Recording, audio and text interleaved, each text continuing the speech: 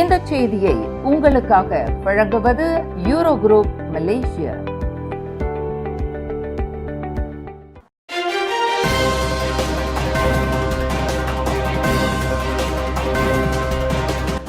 வணக்கம். திசைகளின் 10 மணி செய்திகள். அரசாங்க பதவிகளில் இருந்து ஜாசேகா விலகினாலும் நாடாளுமன்றம் கலைக்கப்படாது. PKR திட்டவட்டம். ஜாசேகா அரசாங்க பதவிகளில் இருந்து தனது தலைவர்களை மீட்டுக் கொண்டாலும் தற்போதைய ஒற்றுமை அரசாங்கத்திற்கு போதிய பெரும்பான்மை ஆதரவு இருப்பதால் நாடாளுமன்றத்தை கலைக்க வேண்டிய அவசியம் இல்லை என்று PKR கட்சி திட்டவட்டமாக தெரிவித்துள்ளது. ஜாசேகா தலைவர்கள் விலகினால் நாடாளுமன்றத்தை கலைத்துவிட்டு புதிய தேர்தலை நடத்த வேண்டும் என்ற பாஸ் கட்சியின் கோரிக்கையை நிராகரித்து பேசிய PKR துணை பொதுச் செயலாளர் சைஃபுடின் சஃபி முகமது இக்கோரிக்கை முதிர்ச்சியற்றது என்று சாடினார். வரும் ஆகஸ்ட் 16ஆம் தேதி நடைபெறவுள்ள ஜாசேகா மாநாட்டில் அக்கட்சி அரசு பதவிகளில் நீடிப்பதா வேண்டாமா என்பது குறித்து ரகசிய வாக்கெடுப்பு நடத்தப்பட உள்ளதாக அதன் பொதுச் செயலாளர் ஆந்தனி லோக் கூறியிருந்தார். இதுகுறித்து விளக்கிய சைஃபுடின் ஷாஃபி, ஜாசேகாவின் அடிமட்ட தொண்டர்கள் தங்கள் தலைவர்களை பதவிகளில் இருந்து விலக கூறினாலும் அக்கட்சியின் நாடாளுமன்ற உறுப்பினர்கள் தொடர்ந்து ஆளும் கூட்டணியிலேயே நீடிப்பார்கள் என்பதால் அரசாங்கத்தின் நிலைத்தன்மைக்கு எந்த பாதிப்பும் ஏற்படாது என்று குறிப்பிட்டார். மக்கள் வழங்கிய ஆணையின்படி இந்த ஒற்றுமை அரசாங்கம் தனது 5 ஆண்டு பதவிக்காலத்தை முழுமையாக நிறைவு செய்யும் என்றும் சைஃபுடின் ஷாஃபி தனது அறிக்கையில் உறுதிபட தெரிவித்துள்ளார். நாட்டின் தொழிலாளர் பற்றாக்குறையை போக்கும் வகையில் 15,000 வெளிநாட்டு தொழிலாளர்களின் விண்ணப்பங்களை உடனடியாக பரிசீலித்து விரைவுபடுத்துமாறு மனிதவள அமைச்சுக்கு பிரதமர் டத்தோஸ்ரீ அன்வார் இப்ராஹிம் உத்தரவிட்டுள்ளார்.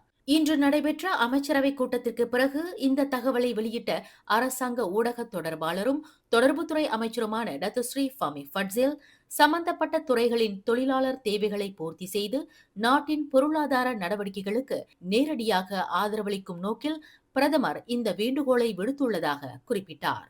Jabatan Menteri juga telah mengambil maklum mengenai isu permohonan bagi pekerja-pekerja asing yang mana Yang Amat Berhormat Perdana Menteri telah memohon supaya pihak Kesuma segera menguruskan 15,000 permohonan warga pekerja asing yang pertama dan ini bagi memenuhi keperluan tenaga kerja sektor-sektor yang terlibat dan secara langsung menyokong aktiviti ekonomi dalam negara kita. முன்னதாக கடந்த ஜூலை 24 அன்று இந்திய முஸ்லிம் உணவகத்துறையை பாதித்துள்ள வெளிநாட்டு தொழிலாளர் பற்றாக்குறை பிரச்சினைக்கு 1 மாத காலத்திற்குள் தீர்வு காணுமாறு சம்பந்தப்பட்ட அமைச்சுகளுக்கு பிரதமர் உத்தரவிட்டிருந்தார் என்பது குறிப்பிடத்தக்கது. மாணவர்கள் பயிலும் பள்ளி எதுவாக இருந்தாலும் அவர்களுக்கு பாதுகாப்பான மற்றும் தரமான ஏதுவான கற்றல் சூழலை உருவாக்குவதே அரசாங்கத்தின் முதன்மை நோக்கம் என கல்வி அமைச்சர் ஃபர்லினா சிடேக் தெரிவித்துள்ளார். இன்று ஷாலாம் புஞ்சா அலாமில் நடைபெற்ற SJKC ஈகோ கிராண்டுவா பள்ளிக்கான பூமி பூஜை விழாவில் கலந்து கொண்டு பேசிய அவர், அடுத்த ஆண்டு முதல் அமலுக்கு வரவுள்ள புதிய பள்ளி பாடத்திட்டத்தின் முக்கிய தூண்களில் ஒன்றாக இந்த ஏதுவான கற்றல் சூழல் விளங்கும் என்று குறிப்பிட்டார். பொதுமக்களின் தேவைகளை பூர்த்தி செய்யும் வகையில் ஒவ்வொரு ஆண்டும் புதிய பள்ளிகளின் கட்டுமான அனுமதி அதிகரிக்கப்பட்டு வருவதாக கூறிய அமைச்சர், இந்த 2026ஆம் ஆண்டில் மட்டும் இதுவரை 38 புதிய பள்ளிகளுக்கு ஒப்புதல் வழங்கப்பட்டுள்ளதாக தெரிவித்தார். சுமார் 18 மில்லியன் ரிங்கிட் செலவில் கட்டப்படும் இப்பள்ளியில் தடையற்ற நடமாட்டத்திற்கான பிரத்யேக சாய்தள அமைப்பு உட்பட ஆசியாவிலேயே முதன்முறையாக பல நவீன பாதுகாப்பு வசதிகள் உள்ளடக்கப்பட்டுள்ளன என்பது குறிப்பிடத்தக்கது.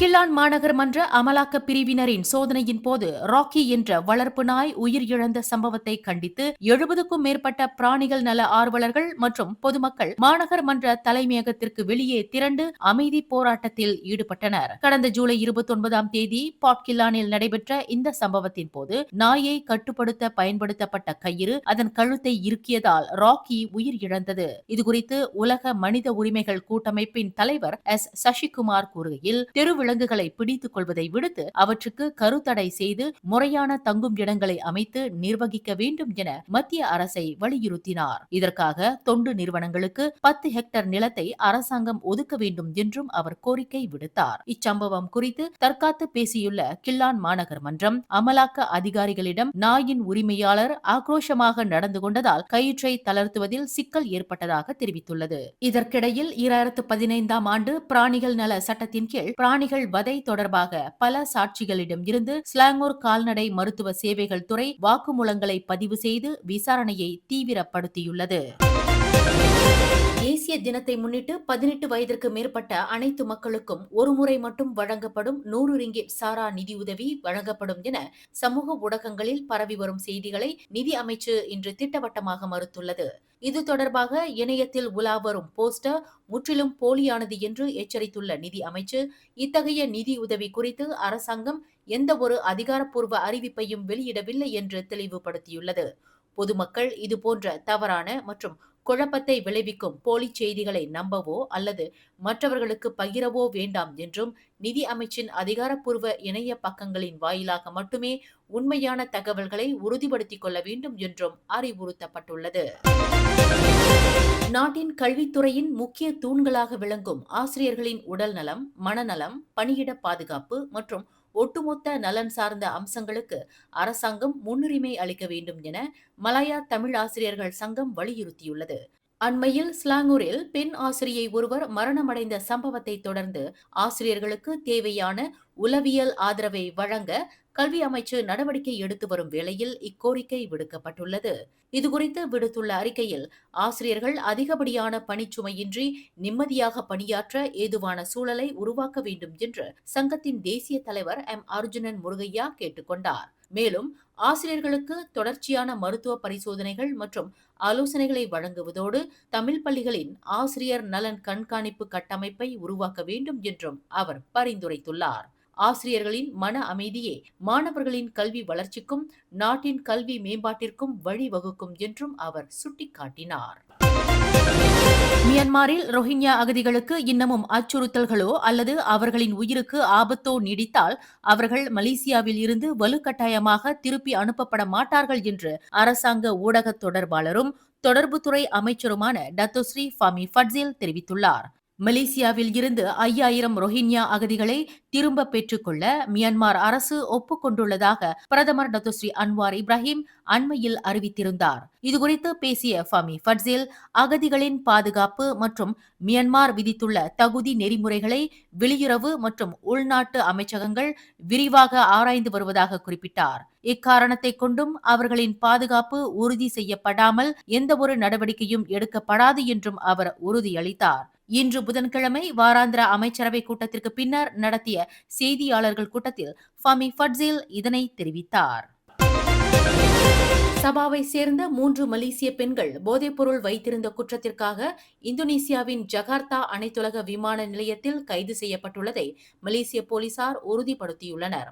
30 முதல் 39 வயதுக்கு உட்பட்ட அந்த பெண்கள் கொத்தக்கினபாலுவில் இருந்து ஜகார்த்தா வந்தடைந்த போது அவர்களின் நடத்தையில் சந்தேகமடைந்த இந்தோனேசிய பாதுகாப்பு அதிகாரிகள் அவர்களை சோதனையிட்டனர். அவர்களது உடைமைகள், ஆடைகள் மற்றும் காலணிகளுக்குள் மறைத்து வைக்கப்பட்டிருந்த கொக்கேன், எக்ஸசி மற்றும் கெட்டமின் போன்ற போதைப் பொருட்கள் பறிமுதல் செய்யப்பட்டன என்று புக்கிட் அமான் போலீஸ் தலைமையகத்தின் போதைப்பொருள் துடைத்தொழிப்பு பிரிவின் இயக்குநர் டத்து உசேன் ஒமார் கான் தெரிவித்தார். கைதானவர்களில் 2 ஏற்கனவே போதைப்பொருள் குற்ற பின்னணி கொண்டவர்களாவர். இவர்களிடம் இருந்து பறிமுதல் செய்யப்பட்ட போதைப் பொருளின் அளவு குறைவாக இருப்பதால் அது சுய பயன்பாட்டிற்காக கொண்டு வரப்பட்டிருக்கலாம் என சந்தேகிக்கப்படுவதாக டத்து உசேன் ஒமார் கான் தெரிவித்துள்ளார்.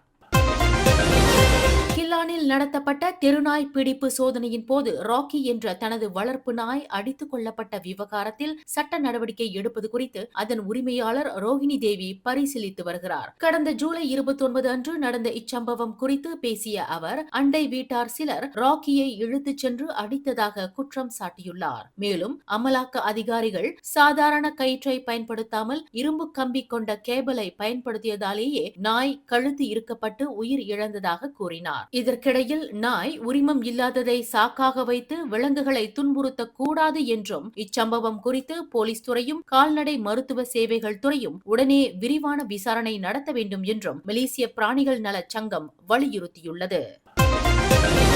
கிடா மாநில குடிநுழைவுத்துறை கொத்தாஸ்தா, கொலமுடா மற்றும் குபாங் பாசு மாவட்டங்களில் உள்ள 6 இடங்களில் நடத்திய அதிரடி சோதனையில் 34 சட்டவிரோத வெளிநாட்டவர்கள் கைது செய்யப்பட்டுள்ளனர். உணவகங்கள், கட்டுமான தளங்கள் உள்ளிட்ட இடங்களில் 72 பேரை சோதித்ததில் முறையான ஆவணங்கள் இன்றி தங்கியிருந்த மியான்மர், இந்தோனேசியா, பாகிஸ்தான் மற்றும் வங்காளதேச நாடுகளைச் சேர்ந்த 24 ஆண்கள், 8 பெண்கள், 2 குழந்தைகள் என மொத்தம் 34 பேர் பிடிபட்டனர். செல்லுபடியாகும் பயண ஆவணங்கள் இல்லாதது மற்றும் காலாவதியான விசா போன்ற குற்றங்களுக்காக இவர்கள் கைது செய்யப்பட்டுள்ளதாக கிடா மாநில குடிநுழைவுத்துறை இயக்குனர் முகமது ரிட்வான் முகமது ஜயின் தெரிவித்தார். கைதான அனைவரும் மேல் விசாரணைக்காக பிலாந்தே குடிநுழைவு தடுப்பு முகாமிற்கு அழைத்து செல்லப்பட்டுள்ளனர். கோலலம்பூரை பசுமை நகரமாக மாற்றும் நோக்கில் 7 கால்பந்து மைதானங்களின் பரப்பளவை கொண்ட மேலும் 9 திறந்தவெளி இடங்களை அரசாங்கம் அதிகாரப்பூர்வமாக அரசிதழில் பதிவு செய்துள்ளது. இதன் மூலம் கோலலம்பூர் முழுவதும் அரசிதழில் பதிவு செய்யப்பட்ட பொது இடங்களின் எண்ணிக்கை 552 உயர்ந்துள்ளதாக கூட்டரசு பிரதேசத்திற்கான பிரதமர் துறை அமைச்சர் ஹனாயோ தெரிவித்துள்ளார். பத்து, ஸ்தாபா, புட்டாலிங் மற்றும் கோலலம்பூர் ஆகிய வட்டாரங்களில் உள்ள பூங்காக்கள் மற்றும் குடியிருப்பு பகுதிகள் இதில் அடங்கும். நகரப்புற வளர்ச்சியோடு சேர்த்து பொதுமக்களின் பொழுதுபோக்கு இடங்களை பாதுகாக்கவும், எதிர்காலத்தில் இந்த நிலங்கள் வணிக நோக்கங்களுக்காக மாற்றப்படுவதை தடுக்கவும் இந்த நடவடிக்கை உதவும் என்று அமைச்சர் ஹனாயோ குறிப்பிட்டுள்ளார். வாடிக்கையாளர்களின் மைகார்ட் அடையாள அட்டையை பயன்படுத்தி பூடி டீசல் மானியத்தை தவறாக பயன்படுத்திய எண்ணெய் நிலைய ஊழியர் ஒருவருக்கு சபா லஹடத்து மஜிஸ்ட்ரேட் நீதிமன்றம் 8 மாத சிறை தண்டனையும் 4 பிரம்படிகளும் விதித்துள்ளது. கைது செய்யப்பட்ட அந்த ஊழியர் தனது குற்றத்தை ஒப்புக்கொண்டதை தொடர்ந்து இந்த தீர்ப்பு வழங்கப்பட்டது. வாடிக்கையாளர்கள் டீசல் நிரப்ப வரும்போது அவர்களின் அடையாள அட்டை எண்களை குறித்துக் கொண்ட அவர் பின்னர் மேற்பார்வையாளரின் கடவுச்சொல்லை பயன்படுத்தி தகுதியற்ற மற்ற நபர்களுக்கு அந்த மானிய விலையில் டீசலை விற்று சட்டவிரோதமாக லாபம் ஈட்டியுள்ளார். பாதிக்கப்பட்ட வாடிக்கையாளர் ஒருவர் தனது அனுமதியின்றி 43 லிட்டர் மானிய கோட்டா பயன்படுத்தப்பட்டதாக அளித்த புகாரின் பேரில் போலீசார் இந்த மோசடியை கண்டறிந்தனர். பொதுமக்கள் தங்களின் அடையாள அட்டையை சமர்ப்பிக்கும் போது எச்சரிக்கையாக இருக்குமாறு லஹடத்து மாவட்ட போலீஸ் தலைவர் DSP ஜுல்பஹாரின் இஸ்மாயில் அறிவுறுத்தியுள்ளார். மேலும் செய்திகளை தெரிந்து கொள்ள கீழே இருக்கும் பெல் பட்டனை அழுத்துங்கள். உங்கள் மகிழ்ச்சியை வெளிப்படுத்த லைக் மற்றும் ஷேர் செய்யுங்கள். தொடர்ந்து திசைகளோடு இணைந்திருக்க சப்ஸ்கிரைப் செய்யுங்கள்.